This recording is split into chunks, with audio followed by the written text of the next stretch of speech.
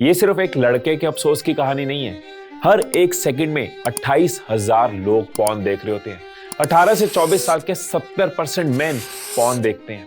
10 में से एक की आदत इतनी ज्यादा है कि वो सेक्सुअली एडिक्टेड है। और ये सिर्फ मेन की प्रॉब्लम नहीं है। पॉर्न यूजर्स में 1/3 फीमेल्स हैं। इंटरनेट के 25% सर्चेज पॉर्न के रिलेटेड है, मतलब 70 लाख लोग हर दिन सेक्स रिलेटेड सर्चेज करते हैं। अब बहुत सारे सवाल है सबके इस टॉपिक पे, तो मुझे और मेरी टीम को लगा कि जो चीज इतनी कॉमन है, इतनी लोगों की लाइफ, उसके बारे में हम आपसे बात करें। तो हमने उस पर डीप रिसर्च करी, जो आपके साथ हम इस वीडियो में शेयर करेंगे कि क्या पॉर्न देखना गलत है या फिर दूसरी आदतों की तरह ये भी एक नॉर्मल हैबिट है।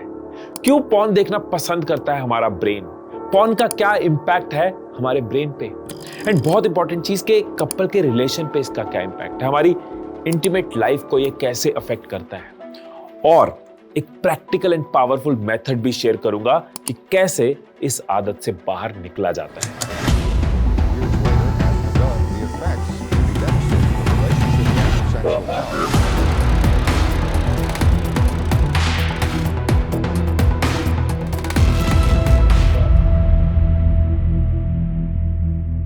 अब आगे जाने से पहले थोड़ा पीछे जाते हैं। सेक्सुअल डिपिक्शन जो है वो Greek culture, Egyptian culture, Indian culture में तो 500,000 सालों पहले भी नजर आती थी। लेकिन 200-300 साल पहले जब बुक्स का दौर आया तो इरोटिक नॉवेल्स लिखे जाने लगे। अब जैसे ही 1888 में मूवीज बननी शुरू हुई, बस लोग वेट कर रहे थे कोई मूवी की इन्वेंशन कर दे। जैसे ही मूवीज की इन्वेंशन हुई, 8 साल में 1896 में फर्स्ट इरोटिक मूवी बनी, जो कि एक साइलेंट मूवी थी। अब मूवीज और मैगजीन्स की वजह से जो पॉर्न है वो स्प्रेड होना शुरू हुआ। लेकिन अभी इंटरनेट नहीं आया था। अब जब इंटरनेट आ गया, लोगों को इसकी इजी एक्सेसिबिलिटी मिली, अब ये इंडस्ट्री इतनी बड़ी हो गई है कि आप सोच भी नहीं सकते। आपके साथ नंबर शेयर करूंगा ना अभी, तो आप हैरान रह जाओगे। इंटरनेट की 12% वेबसाइट्स और 35% डाउनलोड्स पॉर्न के रिलेटेड है। पॉर्नहब जैसी एक वेबसाइट महीने में 3.5 बिलियन लोग देखते हैं, मतलब ये नेटफ्लिक्स या और अमेज़न से भी ज्यादा है। रैंकिंग के हिसाब से ये दुनिया की 10th मोस्ट व्यूड वेबसाइट है। और इसके बाद आता है ओनली फैंस, एक ऐसा प्लेटफॉर्म जहां लोग खुद का कंटेंट बना के बेच रहे हैं। 2020 में ये इतना पॉपुलर हुआ कि इसने पॉर्नहब को भी पीछे छोड़ दिया। सोशल मीडिया पर अराउज करने वाली फोटोज या वीडियोस डाली जाती हैं ताकि लोग उनके ओनली फैन पे जाके एक्सक्लूसिव कंटेंट देखें, और वहां पे पैसे चार्ज किए जाते हैं और प्रीमियम कंटेंट दिया जाता है। अब पॉर्न की एक्सेप्टेबिलिटी की बात करूं तो आज से कुछ साल पहले तो पॉर्न को बहुत बुरा माना जाता था। 1970s में कई फेमिनिस्ट ने प्लेबॉय मैगजीन का विरोध किया था। अब पॉर्न पहले से ज्यादा एक्सेप्टेबल होना शुरू हुआ। इसे हेल्दी सेक्सुअल लाइफ का हिस्सा माना जा रहा है।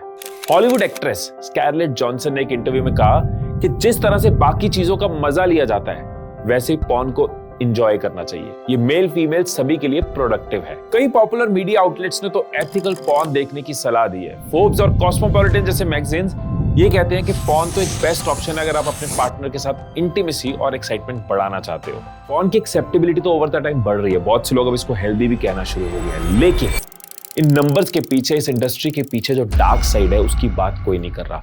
सेक्स ट्रैफिकिंग की कोई बात नहीं कर रहा। एक 14 साल की कैनेडियन लड़की को एक आदमी ने स्काइप पर सेक्सुअल एक्ट्स करने के लिए फंसाया और उसकी वीडियो पब्लिश कर दी। जब उस लड़की को उसके बारे में पता चला, उसने उस वेबसाइट को बोला कि वीडियो हटा दो। वेबसाइट ने वीडियो नहीं हटाई और उस लड़की ने मौत को गले लगा लिया। 15 साल की एक लड़की फ्लोरिडा से गायब हो गई और उसकी मां ने उसे एक वेबसाइट पे 58 सेक्स वीडियोस में देखा। कैलिफोर्निया की 14 साल की एक लड़की के साथ भी सेक्सुअल असॉल्ट हुआ और वो वीडियो एक पॉर्न वेबसाइट पे अपलोड कर दी गई। पॉर्न को सेक्स ट्रैफिकिंग तब माना जाता है जब 18 साल से कम उम्र के बच्चों को इसमें इन्वॉल्व किया जाता है। जब लोगों को जबरदस्ती सेक्सुअल एक्ट्स करने पर मजबूर किया जाता है, उनको रिकॉर्ड किया जाता है बिना उनके कंसेंट के। जब किसी से धोखे से उसके ऐसे इमेजेस या वीडियोस शेयर करवाए जाते हैं, या फिर किसी को डराकर, धमकाकर या मैनिपुलेट करके पोर्नोग्राफी में धकेला जाता है। ये समझते हैं कि पॉर्न का क्या इंपैक्ट होता है हमारे ब्रेन पे। हार्वर्ड की एक स्टडी के मुताबिक जब हम पॉर्न देखते हैं तो हमारे दिमाग में डोपामिन रिलीज होता है। अब डोपामिन वो फील गुड केमिकल है जो हमें अच्छा फील करवाता है। उसका काम है हमें खुशी का एहसास देना, सुख का एहसास देना। अब डोपामिन ही वो कारण है कि हमें मजा आ रहा है।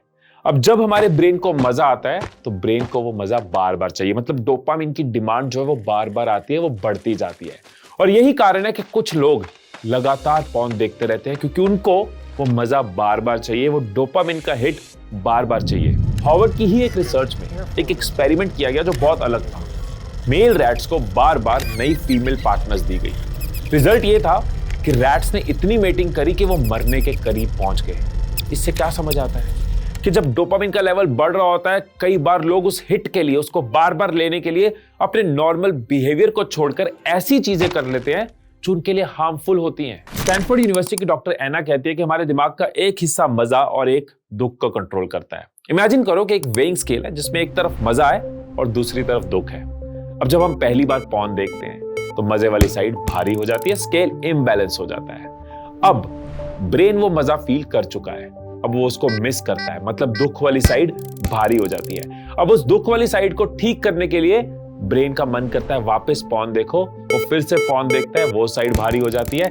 ये साइकिल चलता रहता है, आगे बढ़ता रहता है। और इस सुख को लेने के लिए लोग नई नई तरह की पॉर्न वीडियोस देखते हैं, कुछ और नया ट्राई करते हैं। इसके और इम्बैलेंस होता है और हमारे माइंड की एक एडिक्शन बन जाती है, आदत बन जाती है। इसी को हम न्यूरो एडेप्शन कहते हैं। तो ये जो इम्बैलेंस है, ये जो साइकिल है ना, यही कारण है कि जब वो मजा नहीं मिल रहा होता ना तो हम चिड़चिड़े हो रहते हैं, हमारा बिहेवियर चेंज हो रहा होता है, काम करने का दिल नहीं कर रहा होता, हमारा माइंड डिस्ट्रैक्ट होना शुरू हो जाता है, हमारा इमोशनल स्टेट डिस्टर्ब होना शुरू हो जाता है। पॉर्न देखने के बाद वैसे ही लो फील होता है ना, जैसे सोशल मीडिया बहुत देर कर लिया, बहुत देर स्क्रॉल करते रहो, जब स्क्रॉल छोड़ा तो खाली खाली सा लगता है, अच्छा फील नहीं होता। सिमिलर साइकिल किसी भी आदत में है कि हमने इतना मजा ले लिया कि अब जब हम मजा नहीं ले रहे तो डिस्ट्रैक्टेड है, लो है, मूड खराब है। 2013 में स्कारलेट जॉनसन की एक मूवी आई थी डॉन जॉन। उसमें यह दिखाया था कि कुछ लोग रियल लाइफ में सेक्स करने में इसलिए मुश्किल फेस करते हैं क्योंकि पॉर्न देखने से मिलने वाला मजा उनको रियल लाइफ से ज्यादा लगता है। अब कुछ लोग तो ऐसे होते हैं कि जिनको पॉर्न देखा नहीं देखा कोई फर्क नहीं पड़ा, लेकिन कुछ लोग इतने उलझे रहते हैं कि उनका मन बार बार करता है पॉर्न देखने को। स्पेशली जो लोग एंजाइटी, डिप्रेशन या किसी तरह की दर्द को फेस कर रहे हैं, मतलब ओवरऑल दुखी है लाइफ में, उनका कंट्रोल ऑलरेडी कमजोर है, इमोशनली ऑलरेडी वीक है, और ऐसे लोग बहुत जल्दी एडिक्शन का शिकार हो जाते हैं। अब कुछ सवाल जो बहुत लोगों के मन में होते हैं कि पॉर्न का एक कपल के रिलेशनशिप पे क्या इम्पैक्ट है, इससे सेक्सुअल लाइफ इंप्रूव होती है या खराब होती है, क्या कपल्स को साथ में पॉर्न देखना चाहिए या नहीं देखना चाहिए। Relationship expert doctor John Gottman का सिएटल में एक लव लैब है। वहां पे उन्होंने 40 साल तक तकरीबन 40,000 कपल्स को स्टडी किया है। पॉर्न के बारे में डॉक्टर गॉटमन कहते हैं कि पॉर्न देखने से कपल्स के बीच में सेक्स कम होता है और कपल की जो खुशी है वो कम होती है। क्यों, ये समझते हैं। बहुत सारे लोगों को लगता है कि अगर कपल साथ में पॉर्न देखता है तो ये अच्छा है, लेकिन डॉक्टर गॉटमन कहते हैं कि ये चीज आपको और आपके पार्टनर को दूर लेके जाती है और आपके अंदर दूसरे लोगों के साथ सेक्स करने की इच्छा को बढ़ाती है। क्योंकि जब दो लोग इमोशनली और फिजिकली कनेक्टेड होते हैं तभी उनकी इंटीमेसी का असली मजा होता है। लेकिन अगर आप ज्यादा पॉर्न देख रहे हैं या फिर अपने आप को सेटिस्फाई कर रहे हैं तो आप रियल लाइफ इंटीमेसी से दूर होते जाते हैं। जब आप पॉर्न देखते हो तो आपका कंट्रोल आपके सेक्सुअल एक्सपीरियंस पे पूरी तरह होता है, लेकिन नॉर्मल सेक्स में आपको अपने पार्टनर के साथ ही कंट्रोल शेयर करना होता है। इससे एक्सपेक्टेशंस अलग हो जाती है, मतलब हमें लगता है कि यार रियल लाइफ में वो मजा नहीं है जो कि हमें देखने वक्त मजा आया था। अगर आप सिंगल हो या फिर रिलेशनशिप में नहीं भी हो तब भी पॉर्न देखने की आदत फ्यूचर में आपके रिलेशनशिप्स में प्रॉब्लम कर सकती है। Sex educator doctor Emily Nagoski अपनी book come as you are में बड़ी अच्छी एनालॉजी देती है। वो कहती है कि जैसे पैदा होने वक्त हमारे पास कोई वर्ड्स नहीं होते, हम अपने एनवायरनमेंट से वर्ड सीखते हैं, कैसे बोलना है, क्या वर्ड्स होते हैं। इसी तरह से हमारी सेक्सुअल प्रेफरेंसेस भी हमारे एनवायरनमेंट से इन्फ्लुएंस होती है। जिस तरह की चीजें हम देखते हैं वैसी फैंटेसीज हमारी बन जाती हैं। ज्यादा पॉर्न देखते हैं, अलग तरह की फैंटेसीज बन जाती हैं जो कि रियल लाइफ में हमेशा पॉसिबल नहीं होती। और ज्यादा चिंता की बात है कि बहुत सारी पॉर्न साइट्स पैडोफिलिक फैंटेसीज को बढ़ावा देती हैं। पैडोफिलिक फैंटेसीज मतलब बच्चों की तरफ सेक्सुअली अट्रैक्टेड होना। इस तरह की गंदी मानसिकता को बहुत सी पॉर्न साइट्स बढ़ावा दे रही है। स्टडी में फ्रिट्ज और उनके साथी ने 7,000 पोर्नोग्राफिक वीडियोस का सैंपल लिया और उन्होंने ये देखा कि मेजॉरिटी वीडियोस में विमेन के साथ अग्रेसिव और एब्यूसिव बिहेवियर दिखाया गया। अब ऐसी फैंटेसी से जो एक्सपेक्टेशंस बनेंगी वो किसी को भी रियल लाइफ में और अग्रेसिव और अनस्टेबल बनाएंगी और ये चीज बहुत खतरनाक है। तो अब तक आपने समझा कैसे पॉर्न हमारे ब्रेन को इंपैक्ट करता है, कैसे धीरे धीरे हम इसकी आदत बन जाती है, कैसे हमारी डिस्ट्रैक्शंस का, खराब मूड का, एंजाइटी का रीजन बनता है। हमने ये भी समझा कि कैसे पॉर्न हमारे रिलेशनशिप को अफेक्ट करता है, कैसे कपल्स के लिए ये नेगेटिव हो सकता है। एंड आई फील कि ये बहुत इंपॉर्टेंट था कि आपको पता हो कि इसकी डार्क साइड क्या है, कैसे एक खराब मेंटालिटी को इनकरेज करता है, कैसे सेक्स ट्रैफिकिंग हो रही है। अब वीडियो का बहुत इंपॉर्टेंट पार्ट, हमें पॉर्न की हैबिट ना लगे, अगर है तो वो एडिक्शन में ना बदले, अगर एडिक्शन है तो वो कैसे छूटे, सब चीजों का एक पावरफुल सॉल्यूशन आपको देने वाला हूं। मैं आपको 10 टिप्स 20 टिप्स नहीं बताने वाला, एक ही मेथड दूंगा, लेकिन वो इतना पावरफुल है, इतना प्रैक्टिकल है, विद प्रूफ्स, विद रिसर्च आपके साथ शेयर करूंगा। उसके लिए हम चलते हैं बोर्ड पे। अब मैं आपको ऐसा फ्रेमवर्क देने वाला हूं जिसको यूज करके आप सिर्फ पॉर्न की हैबिट ही नहीं, आप इस फ्रेमवर्क को यूज करके कोई भी आदत छोड़ सकते हो और कोई भी आदत को अपनी लाइफ का पार्ट बना सकते हो। क्योंकि आप जानते हो कि सक्सेस का जो रास्ता है ना, वो हैबिट से होकर गुजरता है। बड़े से बड़े सक्सेसफुल से सक्सेसफुल इंसान के रिजल्ट्स को निकालकर अगर डाइसेक्ट करके देखोगे ना, एक ही चीज नजर आएगी कि उनकी आदतों ने उनको बनाया है। सिंपल है, अच्छी और बुरी आदतें ही अच्छे और बुरे फ्यूचर का कारण बनती है। जैसी आदतें होंगी वैसे एक्शंस होंगे, जैसे एक्शन होंगे हम वैसी जगह पे टाइम स्पेंड करेंगे, वैसी हमारी थिंकिंग बनेगी, वैसे हमें दोस्त मिलेंगे, वैसे ही तो हमारी माइंड की ग्रोथ होगी और वैसे ही हमारे रोज के इनपुट्स होंगे और वैसा ही हमारा सक्सेस होगा। अच्छी और बुरी आदतें ही हमारे अच्छे और बुरे फ्यूचर का कारण बनती है। मैंने हैबिट्स के ऊपर बहुत बुक्स पढ़ी हैं, लेकिन दुनिया में one of the best book habit के ऊपर अगर कोई है तो वो ये है the power of habit by Charles Duhigg. और सिर्फ मैं नहीं कहता, बहुत लोग मानते हैं कि हैबिट्स में बेस्ट बुक है। इस बुक के फ्रेमवर्क को यूज करते हुए हम पॉर्न की हैबिट और दूसरी हैबिट्स को आज समझेंगे। चार्ल्स के हिसाब से हमारी हैबिट को समझना बहुत आसान है। 3 पार्ट्स में उन्होंने डिवाइड किया है। हमारी हर हैबिट का एक क्यू होता है, एक ट्रिगर होता है, एक कारण होता है जहां से वो शुरू होती है। और जब भी कोई क्यू मिलता है, जब भी हमारी हैबिट ट्रिगर होती है, उस ट्रिगर का एक रिस्पॉन्स होता है। मैं एक्सप्लेन करता हूं एग्जाम्पल के साथ। और उस रिस्पॉन्स की वजह से हमें, जो आपने शुरू में भी समझा इस वीडियो में, हमें कोई तो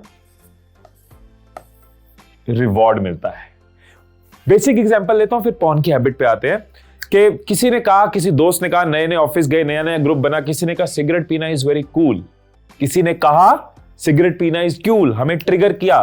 इन रिस्पॉन्स हमने सिगरेट पी के देखी, हमारे ब्रेन में डोपामाइन का हिट हुआ, रिवॉर्ड मिला और हमें आदत पड़ गई इस रिवॉर्ड को पाने के लिए सिगरेट पीने की, और ये साइकिल बन गया।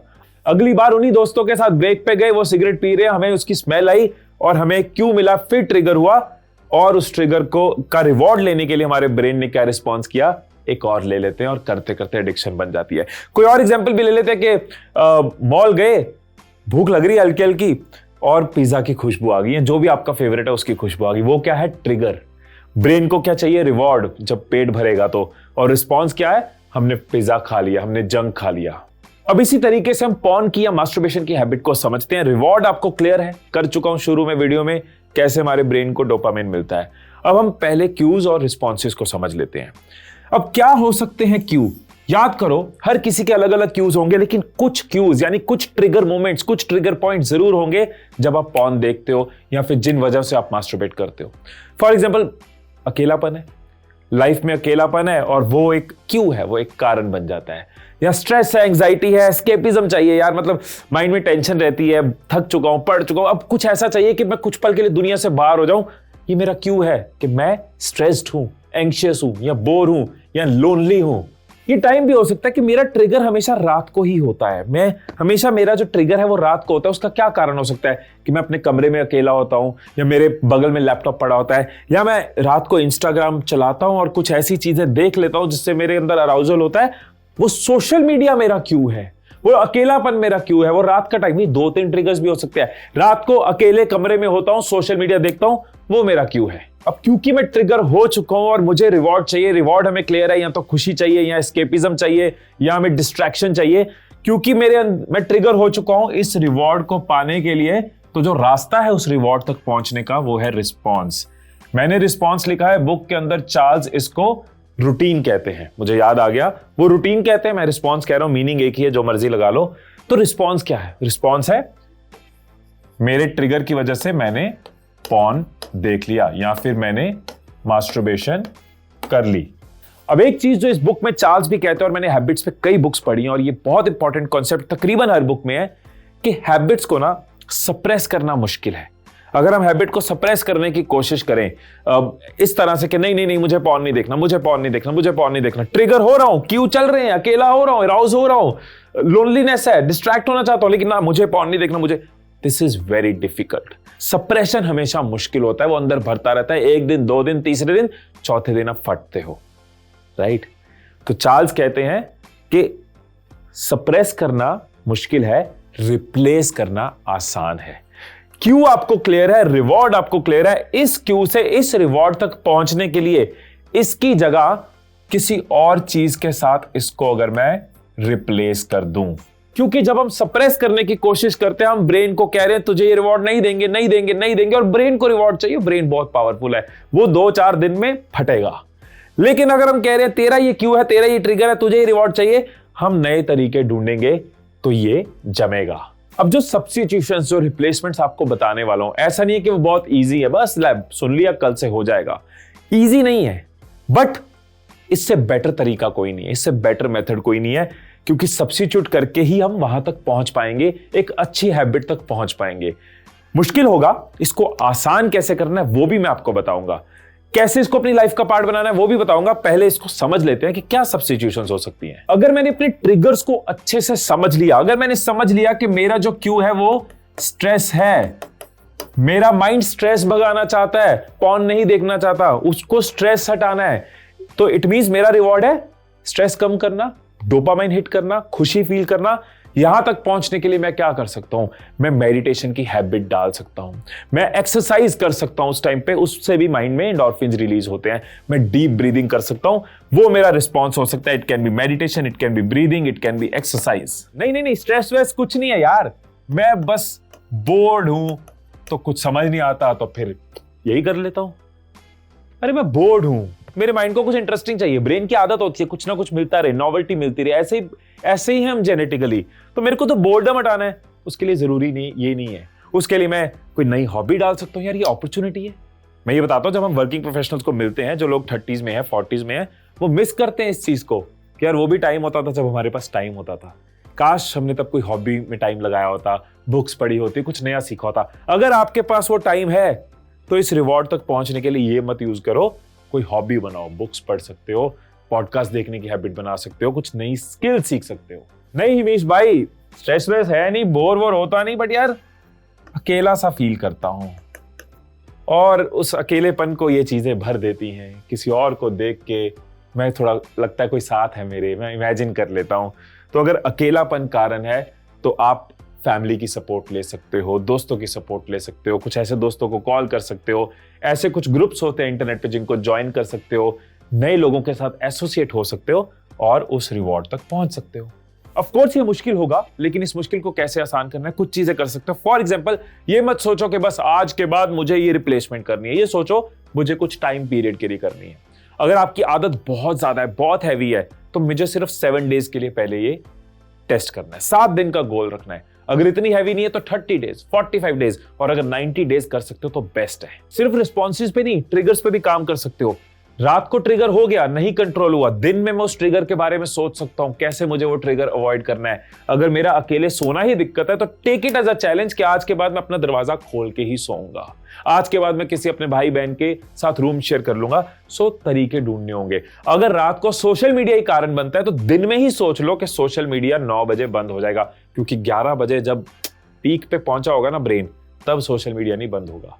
तो ये क्यूज दिन में सोचे जा सकते हैं, इनके ऊपर स्ट्रेटेजी बनाई जा सकती है, रिप्लेसमेंट सोची जा सकती है, चैलेंज लिया जा सकता है। जितना पुराना आपका ये लूप होगा ना, जितनी स्ट्रांग हैबिट होगी, उतना टाइम लग सकता है। लेकिन हमें ये रोज देखना है कि हम कुछ कदम बेटर हो रहे हैं कि कुछ कदम खराब हो रहे हैं। अगर बेटर हो रहे हैं, अगर ग्राफ ऊपर जा रहा है तो celebrate, yes I have done something good, मैंने अपने ऊपर कंट्रोल किया, मैंने कुछ जिंदगी में रिप्लेस किया, कुछ तो बेटर किया। अगर नहीं हो रहा तो बैठ जाओ, अपने साथ खुद को अकाउंटेबल बनाओ और वीडियोस देखो, बार बार देखो आपके ब्रेन पे क्या इंपैक्ट होता है, इसके बारे में दिन में और पढ़ो।